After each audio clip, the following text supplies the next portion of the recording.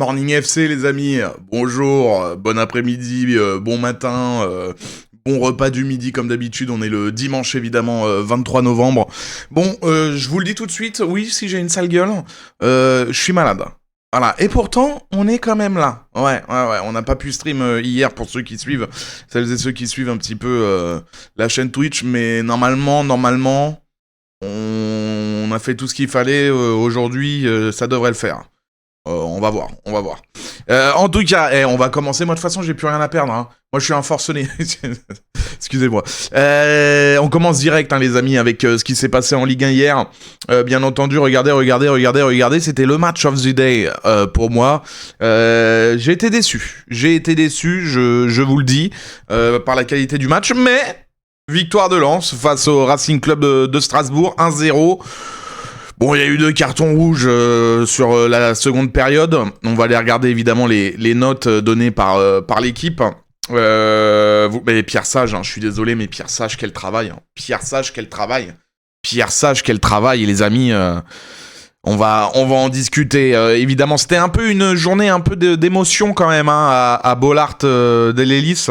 Avec cette journée un petit peu, c'était autour du commémoration des... joueurs, pas que des joueurs d'ailleurs, des personnalités lensoises qui ont disparu. Donc c'était un peu une journée sous émotion et puis l'hommage a été bien rendu puisque la victoire est de mise, 1-0. Et on regarde, hein, vous regardez les statistiques évidemment. En fait, quand je dis j'ai été surtout déçu par ce qu'ont proposé les hommes de Rosenior, quand vous le voyez dans les stats, hein, 2 fois moins de tirs que les 100 et or. Surtout pas des grosses occasions, on le voit sur l'expected goals. Voilà quoi, ils le disent, hein, devant, proche du néant. Je vous le disais hier, je voulais voir la paire Emega Panicelli. Bon, bah... décevant, on va dire. Et puis en plus... on va revoir le classement un peu plus tard, mais c'est la très très bonne opération des 100 et or, et surtout la mauvaise opération de Strasbourg. Après, en vrai, on verra dans le classement, mais c'est pas si terrible que ça, loin de là. Mais oui, il va falloir remettre la marche en avant pour les hommes de Rosenior. Bon, alors là, par contre, j'allais dire, je m'y attendais pas. Mais il y a une équipe, de la part d'une équipe, la prestation, je m'y attendais pas. De l'autre, je m'y attendais à moitié. La performance à laquelle je m'attendais, c'était la bouillie proposée par l'AS Monaco dans la continuité, hein, de toute façon, de ce qui se fait depuis le début de saison. Peu importe les entraîneurs, au bout d'un moment, faudra peut-être qu'on comprenne aussi que un entraîneur, c'est pas lui qui fait tout non plus. Hein. Il y a aussi une construction de l'effectif. Il y a aussi une qualité de l'effectif. Il y a aussi une qualité de l'environnement, en passant par les directeurs, directrices, par les propriétaires, etc. Par contre, Rennes, les amis, du coup, qui s'impose 4-1 avec une super performance, quoi. Le Habibie Ball est de retour, mesdames et messieurs. Oui. Vous voyez sur encore une fois les notes et puis les statistiques, hein. Certes, il y a quasiment autant de tirs cadrés, 13 pour Monaco, 17 pour les Rennais, mais les tirs cadrés, il y en a 3 fois plus pour les Bretons. Et alors, je vous dis pas les expected goals, ça c'est intéressant d'ailleurs, hein, parce que Rennes ne surjoue pas, hein, 3,59 d'expected goals, c'est dur à dire, c'est un peu dur à dire, mais ça surjoue pas, ils en marquent 4. Encore une fois, hein, Monaco, les entraîneurs passent et c'est toujours la même chose, quoi. Là, Pogognoli, déjà, en plus d'avoir laissé tomber en pleine saison, alors que ça tournait bien du côté de l'Union Saint-Gilloise en Belgique. Va falloir vite expliquer le choix là, hein, parce que y a rien dans cette équipe. Hein. Moi, je me rappelle du match qu'ils avaient fait face à Lens. Alors certes, ils avaient été plombés par le carton rouge, mais avant ça, ils se font complètement, alors qu'ils ouvrent le score, il me semble, mais ils se font rattraper et ils se font inverser la tendance, mais de façon grotesque. Et de l'autre côté, les amis, ça commence à ressembler à quelque chose, le Habibie Ball. Oh, putain, je dis ça alors que je déteste ce terme-là, c'est infernal. Mais ça commence... Ouais, ce milieu de terrain, là, Rongier, Madi Camara, Jaoui Cissé... J'aime bien, la défense a été plutôt solide devant Mbolo les amis, Mbolo quand il se blesse pas et qu'il enchaîne les matchs et qu'il est fit physiquement, quel joueur hein. Avec son physique capable de tout faire, capable d'être fort dans la finition, capable de jouer en pivot, justement en aspirant les défenseurs et en gagnant ses duels, derrière en transmission. Non, franchement, j'ai été très surpris positivement. Et regardez, on en reparlera, ou alors on va peut-être en parler directement, mais regardez le classement, mesdames et messieurs. Rennes est 5e. Rennes a 21 points. Est à 1 point de Strasbourg, et devant Monaco. Alors, ils vont peut-être un petit peu chuter au classement avec les matchs d'aujourd'hui, notamment Lille et Lyon qui jouent respectivement à 21h, enfin à 20h45 et à 15h. Mais ils sont là, les Rennais. Alors que quoi, il y a 3 semaines, 4 semaines, un mois, on disait que Habib Beye allait peut-être gicler. Il y avait même ce fameux imbroglio où je sais pas quoi, ses dirigeants avaient dit qu'il allait partir, en tout cas que la décision était prise, mais que finalement au dernier moment, bref, tac, un coup de billard à 3 bandes. Bah non, il est là, les amis, et ça y est, Rennes propose des choses vraiment intéressantes, et Esteban Le Paul un petit peu en dessous aujourd'hui, mais on l'a vu, hein, c'est encore un jeune joueur, mais il propose vraiment des choses intéressantes. Moi, personnellement, je pensais pas qu'en partant d'Angers, il allait performer autant avec Rennes, parce que même quand Rennes était en difficulté, lui, par contre, il continuait de performer et de marquer des buts. Donc, intéressant, évidemment, on peut pas ne pas parler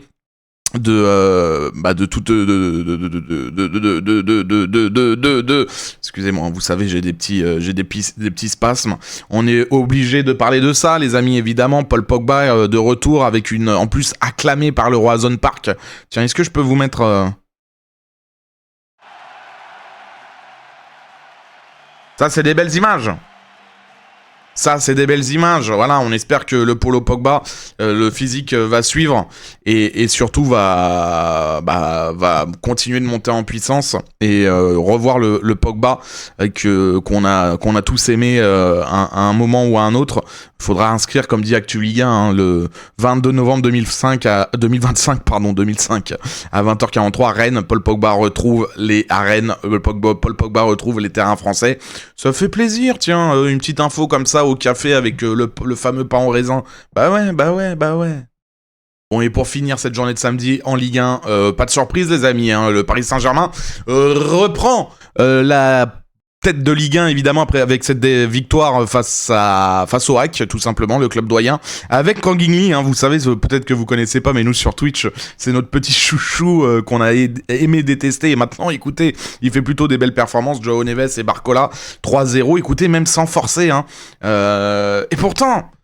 Après, Le Havre, et on va pas se mentir les amis, hein, les mecs, le budget du club, c'est 150 balles et 3 bounty, quoi. Donc, ils ont joué avec leurs armes, ils ont voulu jouer. Moi, je préfère ça, je vais vous le dire, hein, pour revenir un peu sur ce qui s'est passé hier, enfin avant-hier. Je préfère une équipe qui joue comme ça. Parce que de toute façon, que tu perdes 3-0 ou 1-0, t'as perdu, hein, t'as pris 0 points, voilà. Je préfère une équipe qui joue comme ça plutôt que l'OGC Nice qui vient chier sur le sport qu'on aime tous, qui est le football, et qui au final a le même résultat qu'un club comme Le Havre, et en plus avec un budget et une équipe normalement bien plus apte à mettre et bousculer une grosse équipe. Alors que Le Havre, voilà, comme je vous ai dit, ils n'ont pas d'argent, les pauvres, et pourtant ils ont une équipe qui est intéressante. Bon, Gonzalo Ramos, les amis, quelqu'un a une explication ou pas, là? Parce que bon, certes, à chaque fois, en fait, il est meilleur que quand il rentre en super sub. Par contre, à chaque fois qu'il est titulaire, j'ai quand même du mal, moi, hein, je vais pas vous mentir. Beraldo, bon, ça, tout le monde sait. Ce qui est à noter, effectivement, c'est Chevalier. Qui a répondu un petit peu là sur les terrains, voilà, clean sheet, des parades importantes sur sa ligne. Franchement, je pense que les Parisiens ont pu voir un petit peu la réponse du gardien de l'ex-Lillois. Évidemment, les expected goals, bon voilà, les tirs 31-12, 11 cadrés à 4, mais Paris n'a pas forcé, Paris a gagné, et surtout il y a une petite stat, Opta, regardez, je vous la donne. Le PSG a inscrit 200 buts en Ligue 1 sous Luis Enrique, c'est 4 en 81 matchs. C'est au moins 41 de plus que toute autre équipe sur la période Marseille est à 159. C'est quand même pas mal, hein. C'est quand même pas mal. En tout cas, voilà, quoi dire de plus? Pas grand-chose. Tiens, si on peut voir Didier Digard. Qu'est-ce qu'il nous dit, Didier? Vous espériez une équipe du Havre qui joue? Cette partie du contrat a-t-elle été remplie? Oui, mais j'aurais quand même aimé un peu mieux, y croire un peu plus. On s'est donné l'opportunité de bien faire, mais dans le dernier geste, on a manqué de conviction. Après, on a pris des buts plus qu'évitables, mais au vu de notre philosophie, la plus grosse frustration, c'est de ne pas avoir marqué plus que d'avoir encaissé ces buts. Oui, je comprends ce que veut dire Didier Digard. Ouais, je suis d'accord, hein, mais moi, qu'est-ce que voulez-vous demander à cette équipe quand elle joue le Paris Saint-Germain de 2025 au Parc des Princes? Moi, je pense qu'ils ont joué avec leurs armes et que peut-être sur un malentendu. Effectivement, les buts qui prennent, il y en a quand même deux surtout qui sont évitables. Mais bon. Et donc, en attendant les matchs de ce dimanche, on va y revenir tout à l'heure. Le PSG est de nouveau leader devant Marseille. Et regardez, hein, on a déjà un podium qui se dessine, mesdames et messieurs. Paris, Marseille, Lens qui se tiennent en 2 points et un peu plus loin, Strasbourg 6 points derrière Lens et le duo marseillais-lensois. Rennes 5e avec 21 points. Alors, Lille, en cas de victoire, hein, Lille et Lyon pourraient revenir à... Alors, j'ai eu 4 bacs en maths, attendez. À 5 points de Marseille et de Lens. Mais voilà, on a déjà un petit trio de tête qui se dessine. Et évidemment, on verra les matchs un peu plus tard de cette journée de dimanche, évidemment. Alors en France, il y avait aussi de la Ligue 2 hier, hein, avec ces petits matchs intéressants. Évidemment, l'un des résultats à retenir, c'est la victoire des Verts qui continuent de gagner. Un peu compliqué cette victoire avec les buts de Cardona et de Tardieu pour se défaire des Nancéens, mesdames et messieurs. Les Verts, excusez-moi, qui reprennent leur seconde place. Les autres résultats, Amiens qui s'est incliné au stade de la Licorne face au Guingamp. En avant Guingamp, et ça va de l'avant, oui, victoire 2-1. Et le match nul du Red Star face à Clermont, 2 partout. Tiens, on va aller regarder évidemment le classement, il est là, il est tout beau, regardez, magnifique. 3 toujours leader, mais attention, Saint-Etienne est là, 2 points derrière. Le Red Star est toujours 3e, et derrière un peu plus loin, Le Mans 5e, Guingamp qui remonte à la 6e place, et toujours ce trio là, Bastia qui... Compliqué, hein, le Sporting Club Bastier. Laval 17e en relégable et Boulogne en barragiste malgré la victoire ce week-end, c'était vendredi soir. Et donc dans cette 15e journée, il reste ce match là entre Montpellier et Reims. Ça sera demain, on en parlera. Montpellier-Reims, vous voyez, Montpellier peut revenir à 1 point du Red Star, et Reims, en cas de victoire, peut tout simplement passer devant Montpellier et passer 4e, donc ça va être intéressant. On passe à la Première Ligue parce qu'on en parlait hier. C'était l'un de mes conseils, le match à regarder. Écoutez, je crois que le conseil était plutôt bon parce qu'il y a eu une surprise. Oui, Newcastle, les Magpies ont tapé les Citizens. L'OM est prévenu, nous dit Canal+. Oui, l'OM est prévenu parce que certes l'OM a été très bon dans la transition face à Nice avant-hier, pardon. À chaque fois, moi, vous savez, le temps. Le temps va, tout s'en va. Il n'y avait pas une musique comme ça? Bon, je m'en rappelle plus. Bref. Mais oui, l'OM va accueillir les Magpies mardi, et des Magpies en confiance. Ils s'offrent Manchester City du côté du St. James Park 2-1. Et d'ailleurs, vous allez voir, alors doublé de Harrison Barnes, d'ailleurs, il me semble, si je dis pas de bêtises, vous me dites, c'est pas la seule surprise en Première Ligue. Avant de parler de l'autre demi-surprise, regardez ça, ça c'est la Première Ligue, 63e minute de jeu, il y a 1-0 pour les Magpies. 4 minutes plus tard, l'égalisation de City à la 67e minute, 2 minutes 30 plus tard, le doublé de Harrison Barnes. Bon, c'est 6 minutes et 36 secondes de pur drama, nous dit le compte de la Première Ligue. C'est quand même assez exceptionnel, tout s'est joué en 6 minutes, quoi. Et alors ça, pour moi, c'est la demi-surprise parce qu'on sait que Liverpool, ça va pas. Mais alors, prendre 3-0 par Nottingham Forest à Anfield, ça fait très, très mal, mais on le voit sur cette petite infographie, Nottingham Forest, ça se plaît plutôt bien à Anfield, parce que sur les 2 derniers déplacements là-bas, c'est 2 victoires. La saison dernière 1-0, là 3-0, ça fait quand même très très mal. Et alors regardez, j'ai une petite info pour vous, je vais la retrouver en 2 secondes. Canal+ qui nous donne ça. Alexander Isak, à un moment, va falloir se poser la question, les amis. Moi, je veux bien que les joueurs comme ça, là, donc Alexander Isak, pour ceux qui ont peut-être pas l'info, ou celles et ceux qui se souviennent pas, il était parti au bras de fer, avec Newcastle, voulant partir pour aller à Liverpool justement. Donc il arrive à Liverpool et puis c'est en train de faire pchit face à Nottingham Forest, 68 minutes, 15 ballons touchés, évidemment. C'est toute l'équipe qui a failli hier. C'est pas que Alexander Isak, mais le problème d'Alexander Isak, c'est que c'est assez récurrent quand même. Et alors, ce qui est très très inquiétant, c'est qu'on va aller voir le classement tous ensemble, comme ça, sans coupe. On y va en direct. Regardez, vous voyez où est Liverpool ? Attendez, 11e. Mesdames et messieurs, Liverpool est 11e. Je vous le dis, Everton peut être devant Liverpool à la fin de cette 12e journée de Première Ligue. Liverpool, après c'est assez serré parce que regardez, ils sont que entre guillemets à 8 points de Arsenal, mais si Arsenal gagne le derby de Londres, du nord de Londres face à Tottenham, en fait ils vont être à 11 points Liverpool. C'est quand même très très très très chaud. Est-ce que ça va pas sauter là du côté de Slot ? On va voir. Ça va être très intéressant à suivre encore cette histoire. On va parler un petit peu de Liga maintenant avec le FC Barcelone, mesdames et messieurs. Oui, c'est l'effet Camp Nou, nous dit l'équipe. Après 909 jours loin de son stade mythique, la fête a été à la hauteur de l'attente hier après-midi pour le Barça avec en prime une victoire face à l'Athletic Bilbao et une place de leader provisoire en attendant le Real. Vous le voyez qui va jouer à 21h. On va faire assez vite les amis, parce qu'on va pas, on va faire les résultats. Voilà, le Celta Vigo qui s'impose face au Deportivo à Alaves avec un but toujours de l'éternel Iago Aspas, les amis, sur penalty. Il est toujours là, le mec, incroyable. La victoire de la Real Sociedad sur la pelouse de Sassuolo et Villarreal 2-1. On va voir aussi du côté de l'Italie, 3 partout. Tiens, il y a des buts en Italie incroyables entre Cagliari et le Genoa. L'Udinese qui prend une branlée face à Bologne, 3-0. Le match nul entre la Viola et la Juve. 1 partout, mesdames et messieurs. But de Mandragora et de Kostic. Toujours compliqué pour nos Français, j'ai l'impression. Enfin, pour nos Français. Qui est French Thuram qui fait...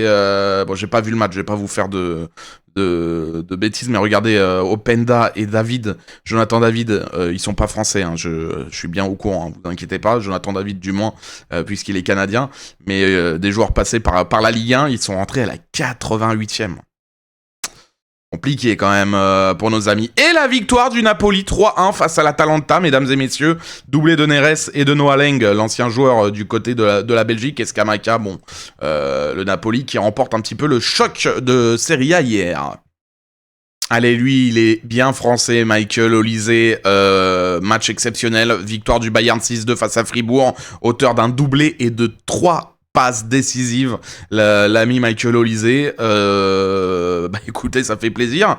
On regarde un petit... Là, il y a des buts du côté de la Bundesliga, notamment le match nul de Dortmund 3-3 face à Stuttgart, la victoire donc du Bayern 6-2. On va regarder vite fait le classement pour voir ce que ça donne. Le Bayern, toujours leader avec 8 points d'avance sur Leverkusen, avec 9 points d'avance sur Dortmund. Et Leipzig qui joue aujourd'hui. Il n'y a pas de suspense, les amis, j'ai l'impression. Le Bayern de compagnie va tout écraser, toujours invaincu en Bundesliga. Bon allez, c'est quoi le programme d'aujourd'hui ? Vous me posez la question.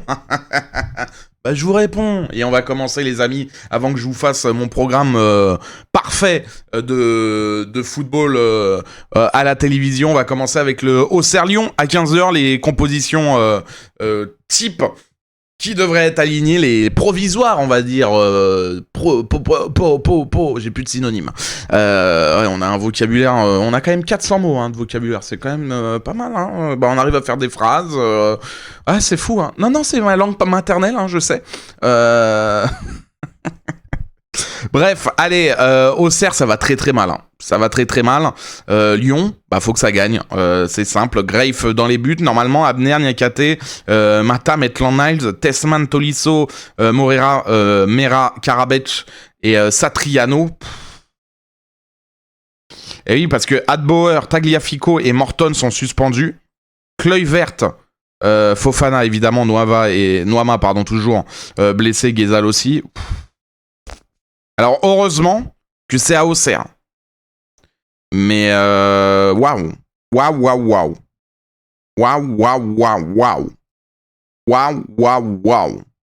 Auxerre a perdu ses 3 dernières réceptions en Ligue 1 et pourrait égaler la plus longue disette de son histoire à domicile dans l'élite établie en février-avril 99.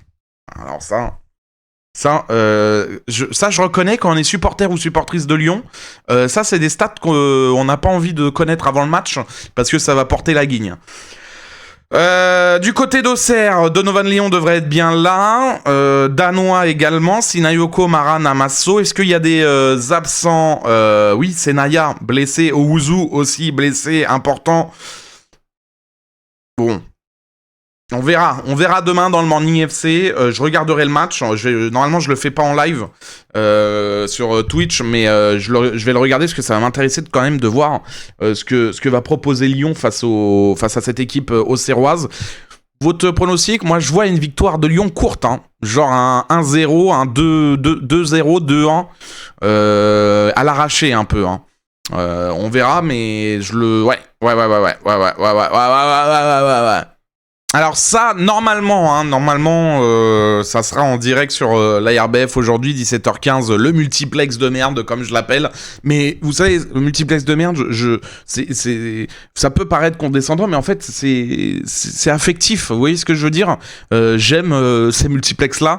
Donc normalement, en direct sur l'ARBF, sur Twitch, à partir de 16h45, pour suivre les matchs d'une autre façon, vous venez, etc., dans le chat, vous vous synchronisez, vous mettez les images et vous mettez le son de la RBF et on se régale ensemble. Bon, normalement je devrais être là, il n'y a pas de souci, je suis rempli de space-fond, de tout ce qui finit par on, donc ça devrait le faire.